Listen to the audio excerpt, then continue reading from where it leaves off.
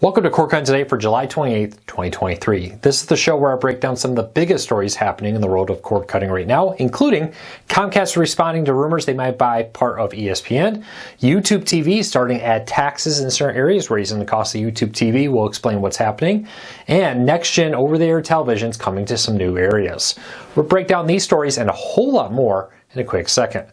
First though, you can find out about all these stories. I'll put a link to them down in the show notes and in the first pinned comment so you can read about them for yourself and come up with your own opinions. I'd love to hear from you. If you're new here or been here a while, do me a favor, help us grow, help us support our families. Just hit that subscribe button or hit that thumbs up. Doing one or both lets YouTube know you enjoy what we do here. So YouTube recommends our videos to more people, helping us grow, helping us support our families, and hopefully helping you break free from the high costs of cable TV. So with that said, let's dive into it. Starting off with YouTube TV is adding taxes to some bills. Now, back in May, YouTube contacted a bunch of customers and said, hey, we are recalculating our tax system. Your taxes may go up or down in July. Well, that's now happened. Customers are now reporting that they're seeing taxes they've never paid before on their YouTube TV bill. As best I can tell, we've reached out to Google for comment. They haven't responded to us, but as best I can tell, what's happening here is in the past, YouTube TV kind of ate the taxes. They kind of, if there was a tax in your particular area that wasn't included on the bill, it came out of the base package. Now they're charging you directly, much like how most streaming services do it. So if you have not looked at your YouTube TV bill, you may be surprised to find it a few dollars higher because they're now charging this new tax. Now, they started notifying customers back in June about this, but they're just starting to now actually hit the bill. So if you have auto pay, you probably didn't even notice the notification about the new tax coming to you, or maybe didn't notice that you're being charged a few extra dollars. So if you are a YouTube TV customer, check your bill. It's not in all states or all areas.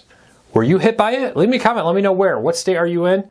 It varies by state, by local government, and more. Streaming taxes are still not widespread yet, but they're becoming more widespread. All right, recently we heard Bob Iger, the CEO of Disney, in our next story, announced that he was interested in selling off part of Disney's TV catalog and was also interested in selling part of ESPN to a strategic partner. Now that led very quickly the managing director of Bank of America to come out and say, hey, she believed that this was very likely going to be Comcast. That Comcast made sense, that they could maybe even do a swap, some people suggested, of Hulu's Comcast share for a part of ESPN. Well, Comcast's president came out recently and said that's very improbable.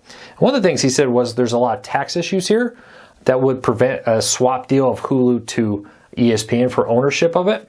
But doesn't mean it couldn't happen, but it does make this much less likely. CNBC, like we talked about recently, came out later and said, hey, their sources say it's not Comcast Disney's talking to, it's actually the sports leagues with NBA, NFL, and NBA all being talked to about potentially selling part of their ownership of ESPN to them.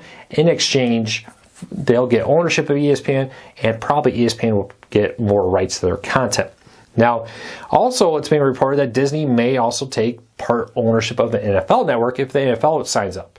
So Disney's ESPN team could help the NFL network develop studio shows, produce content, and more, and have access to each other's content through a joint partnership. Not actually a horrible idea. I've heard a lot less, or a lot of ideas out there a lot worse than that one. But we'll have to wait and see. For now, all we have is rumors and reports, but it does seem like Comcast is less likely to be buying part of ESPN. All right, if you live in Reno, Nevada, there are some new over-the-air television stations in your area. They just turned on the next-gen ATSC 3.0 over-the-air television. This is a new standard of over-the-air television that eventually will bring 4K and other great content to you, but for now, it's slowly rolling out across the country. So if you're in Nevada, 5 TV stations all launched there. All your main stations, your ABC, NBC, Fox, and CBS, are now live with 4K or with ATSC 3.0. Hopefully 4K sometime in the future with this. If you want to learn more about that, I have a link in the story down below. But this continues the slow rollout of ATSC 3.0. They advertise it as better coverage, better sound quality, more cool features. For example, you have a tuner that's able to take advantage of it. Weather alerts will be much more interactive. Your TV can even become a weather radio and alert you when severe weather is coming to your area, and more if you so choose to turn that feature on, for example. So cool features there. Reno, Nevada, new ATSC 3.0 next-gen TV. All right, Comcast had their earnings and a lot of information came out, including Peacock added 2 million subscribers in the second quarter of 2023, but lost $651 million. That worked out to be a lot of money out of their pocket, with that about $7 million in losses every single day on Peacock. I talked about this earlier, why studios are not rushing to strike a deal with writers and actors, because they're losing money, and a lot of it, and now actors and studio and writers want more. That's part of the reason why they've been very cautious. Though, again, all the big talk there is they want to strike a deal, and I do believe that. I do think both sides want to strike a deal. Says before, there's got to be a middle ground here. Both sides are going to have to come to the middle to make a deal work here. But Comcast has been very clear that they're willing to lose money on Peacock, right now. And it's reported that Comcast expects to lose as much as $3 billion this year, as they are willing to build Peacock now to make it profitable later. There's a lot of people kind of wondering what's happening with Peacock. Only 24 million subscribers in total, and it's got some great sports deals. Big Ten's coming up here this fall, for example, and more.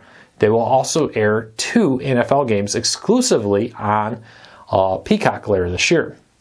Now, some of that is future, right? This fall, this winter for these deals, so no wonder people aren't rushing to subscribe now. Part of that, I've often said, is people got it for free for so long. But the last big piece I think Peacock struggles with personally is lack of major big blockbuster hits. The Battlestar Galactica show has yet to hit the service. While they do have some very good hits like Yellowstone, they're missing a lot of the regular big hits, like how Paramount Plus can just roll out more Star Trek and seems to be a hit every time. Disney has Marvel, Nat Geo, Disney content, and more Star Wars content, all helping to grow Disney Plus. Peacock doesn't quite have that same regular blockbuster hit of a show that other services seem to be rolling out every few months. So we'll keep a close eye on this. Let me know, are you a Peacock customer? Do you like it?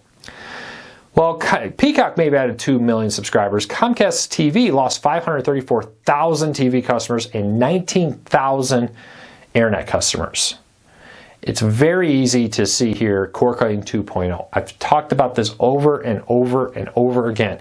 The next generation cord cutting is now that people have saved money on their TV, they want to save money on their home internet, and that's pulling them away from places like Comcast. We also saw AT&T report a very small number of ads earlier this week. So now with that though, Comcast did see broadband revenue go up, even though they lost subscribers. It wasn't a ton of subscribers, but they lost subscribers. What we're seeing here is they're charging more higher monthly premiums, means more revenue for them. We'll see how this all plays out, but Comcast is making money. But for how long? This kind of reminds me of early cord cutting days, right? Oh yeah, we lost some TV subscribers, but we made up for it with more revenue by doing X, Y, and Z.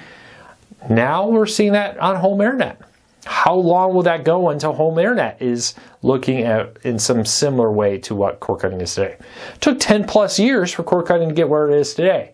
For TV, it's not going to be overnight for broadband, but maybe it happens faster. We'll see. Speaking of cable companies trying to keep you a customer, Cox is rolling out significantly faster home internet in a bunch of markets. If you are a Cox customer, you can now go and get 2 gig internet with them. So very fast. Now for most people, you don't need a gig. I probably don't even need a gig. I do pay for it because I want the upload speed for these videos, live streams, and more. I always say this, get a cheaper package. You can always go to a more expensive package. If you sign up for an expensive package, sometimes it's hard to go down to a cheaper package. So keep that in mind. But if you're a Cox cable TV customer and you really want the speed, and you're a venue, public space, business, this speed's really great for that. So check that out.